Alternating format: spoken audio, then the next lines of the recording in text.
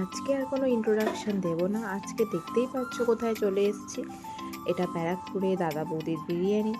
আজকে এসছিলাম আমরা ব্যারাকপুরে একটা কাজে। তো কাজ শেষ হওয়ার পর খুব খিদে পাচ্ছিল। তো অন্য কোনো অপশানের কথা না ভেবে ডাইরেক্ট চলে এসেছি দাদা বৌদির বিরিয়ানিতে। তো এখানে দেখো সায়ন্তনী ও লাফাচ্ছে আজকে বিরিয়ানি খাওয়ার আনন্দে। তো আমাদের প্লেট দিয়ে গেছে খুব তাড়াতাড়ি।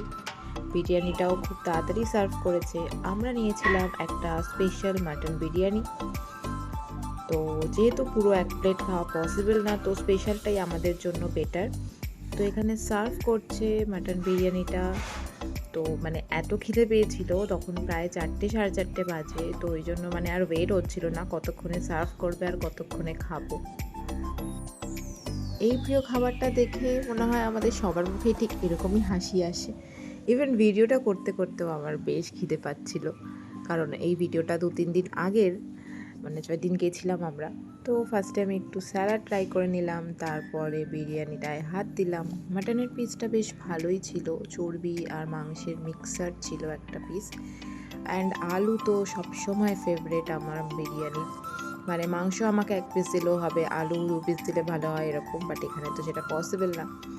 তো আমি চেষ্টা করছিলাম যে মাটনটাকে তোমাদের দেখাই কেমন নরম, যেমন ফুড ব্লগাররা বলে তুলতুলে নরম একদম গলে যাচ্ছে, ঠিক সেরকমই নরম, বাট এত গরম যে আমি ভাঙতে পারছিলাম না।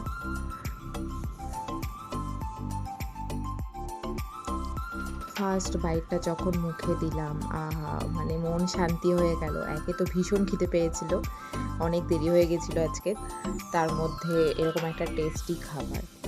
তো যাই হোক, খেয়ে নিয়ে তারপর বেরিয়ে গেছি। বাড়ির জন্য প্যাক করে নিলাম, কারণ এখান থেকে আমাদের বাড়িতে তো পার্সেল হয় না, মানে ডেলিভারি হয় না আর কি। তো তাই জন্য পার্সেল নিয়ে গেলাম বাড়ির জন্য। তারপরে বেরিয়ে গেছি, বাসে করে বাড়ি যাচ্ছি। আজকের মতো এইটুকুই, আবার দেখা হবে নেক্সট একটা ব্লগে।